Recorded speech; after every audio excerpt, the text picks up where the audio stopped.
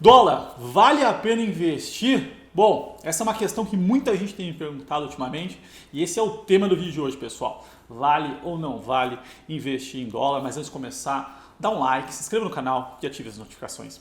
E vamos lá, né? Dólar, um forte movimento de alta, né? Hoje atingiu a casa dos R$ 5,70. E vamos falar um pouquinho desse movimento todo, né? Não só da nossa moeda, né? Do real, mas sim das moedas como um todo. Bom, então esse é o gráfico, né, do dólar, do real, né? Então a gente vê uma forte alta, né, saindo do início do ano próximo dos R$ 4, né, 4,02 e chegando nos 5,70. Se a gente olhar esse outro gráfico aqui, né, onde a gente vê uma alta próxima a 4%, ele é do dólar contra uma cesta de moedas, tá? Então é um índice que o mercado financeiro usa, é o dólar contra outras moedas, principalmente moedas fortes, tá? Então a gente está falando de euro, franco, ien, e a gente viu o quê? Uma alta do dólar também frente a essas moedas que são moedas fortes. Se a gente pegar dos emergentes, né? Então olhar, peso mexicano, então, a gente vê no gráfico também uma forte alta, e do rublo, né? Da moeda da Rússia aí também um movimento de alta. Não tão fortes, né, como no Brasil. Se a gente olhar aqui, a alta na Rússia foi de 20% e no México 28%. Né? A gente está falando aqui de uma alta do dólar de 41%, mas o que a gente vê é uma alta generalizada do dólar frente à maioria das moedas. Né? E por que isso está acontecendo?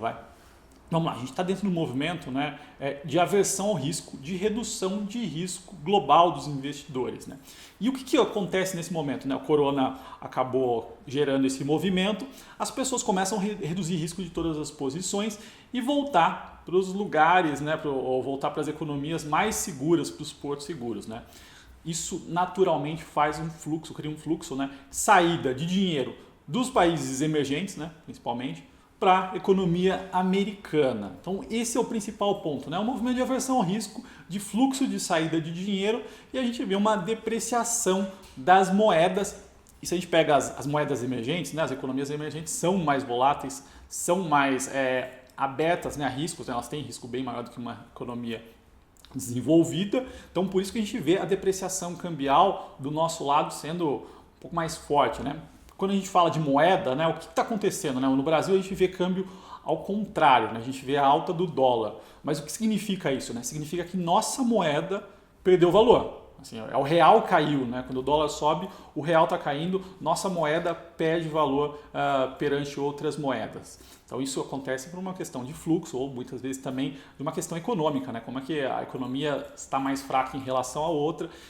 Esse movimento também, né, de alta do dólar é um movimento que a gente vem assistindo no mundo, né, nos últimos anos. Tá? Então não é recente, ele foi agravado também por essa questão do corona, né, por esse movimento de aversão, mas é um movimento que vem acontecendo. Né? O dólar é um hedge, né, como é que a gente fala, porque ele é um ativo que tem uma correlação negativa com ativos de risco. O que eu estou querendo dizer com isso? A gente vê essa correlação negativa do dólar com a bolsa, por exemplo. Tá? Então o que a gente via o quê? Né? Qual que era a correlação histórica? A bolsa subindo, dólar caindo, a bolsa caindo, dólar subindo. Nos últimos meses, né, a gente não viu tanto essa correlação em função desse movimento global que eu estou falando do dólar se fortalecendo, né, perante as principais moedas do mundo.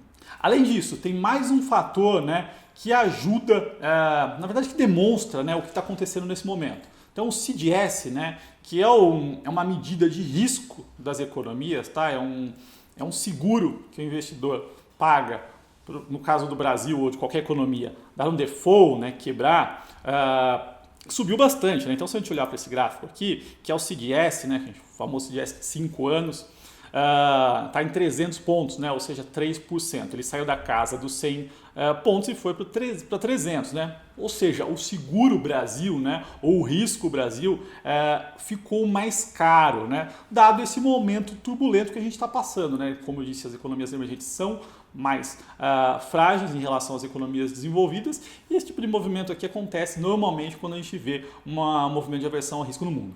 Outro ponto também que impacta, né, bastante na nossa moeda é a nossa questão fiscal. Né? A gente passou por uma reforma da Previdência no passado, estávamos entrando numa rota aí de melhora no fiscal, né, tentando reduzir o nosso patamar de endividamento.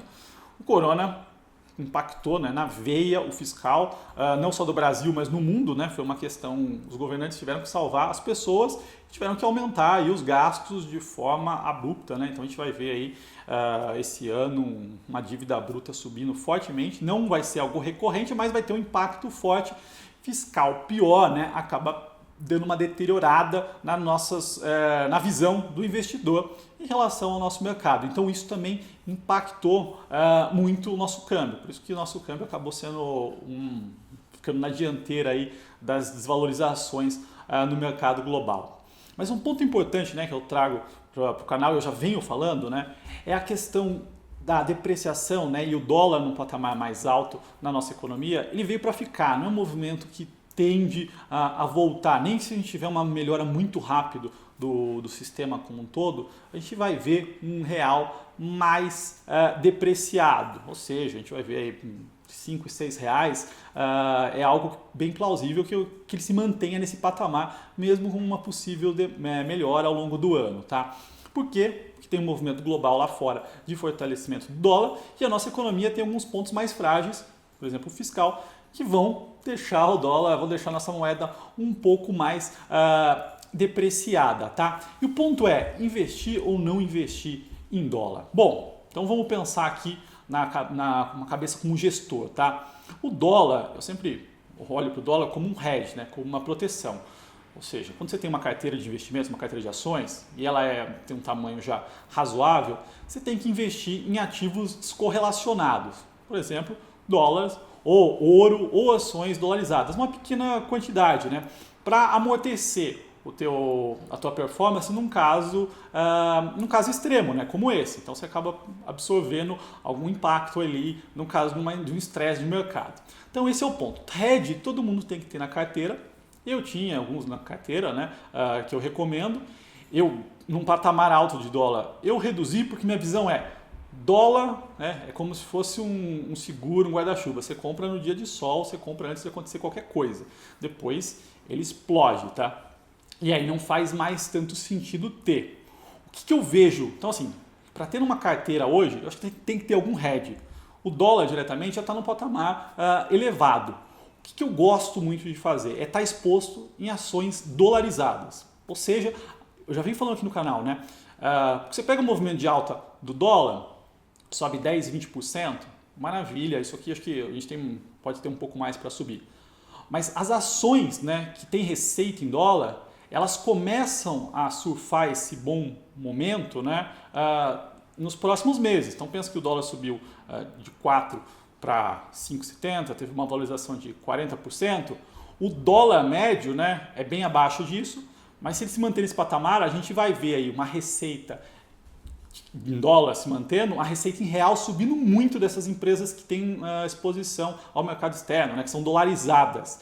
E isso acaba amplificando o movimento, né? Ou seja, você tem um crescimento forte de receita para quem tem custo em real. Isso acontece o quê, né? Crescimento de receita e o custo sob controle. Então, a última linha acaba crescendo muito forte, né? A gente viu, por exemplo, em Minerva, reversão de prejuízo para um lucro forte. A Vale, apesar de volumes fracos, ali mostrou alguma melhora também e deve mostrar nos próximos trimestres. Então eu prefiro estar nesse momento nas ações que são expostas ao mercado externo e tem receita em dólar, né? Não são dolarizadas, de preferência com custo em real, porque você consegue amplificar esse movimento, né? Porque esse movimento ainda vai impactar os números, né? As receitas e lucros das empresas. Então esse é meu ponto. Lógico que para quem vai viajar, para quem precisa de estar em dólar, né? Você precisa ter um custo em dólar, tem que comprar, não tem o que fazer, né? Nesse momento, o dólar, como eu disse, é hedge, né? Você precisa se travar. Então, você tem custo em dólar, você tem que comprar dólar, não tem muito o que fazer. No caso de uma carteira de ações, de uma carteira de investimentos, você tem que ter alguma forma de hedge. Eu prefiro, nesse momento, estar exposto nas ações, né, dolarizadas, que acabam hedgeando muito bem e até amplificando esse movimento, né? Porque o dólar já foi, mas as ações ainda não, então tem muita coisa para retirar dessa classe de ativos, pessoal. Bom, se você gostou desse vídeo, dá um like, se inscreva no canal e até o próximo.